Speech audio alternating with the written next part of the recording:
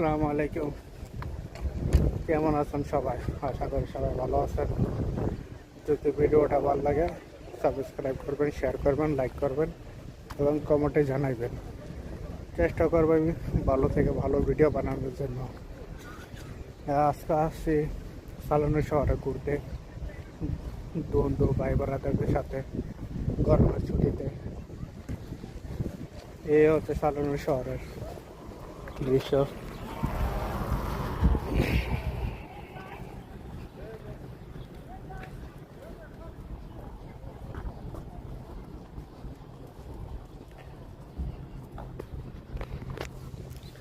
আমি মাঝে মধ্যে ঘুরতে একটু ভালো লাগার জন্য ছুটির শেষে, গরমের সিজন তো মনে করেন সাগরের পাড়ে একটু ঘোরার মজাই আলাদা।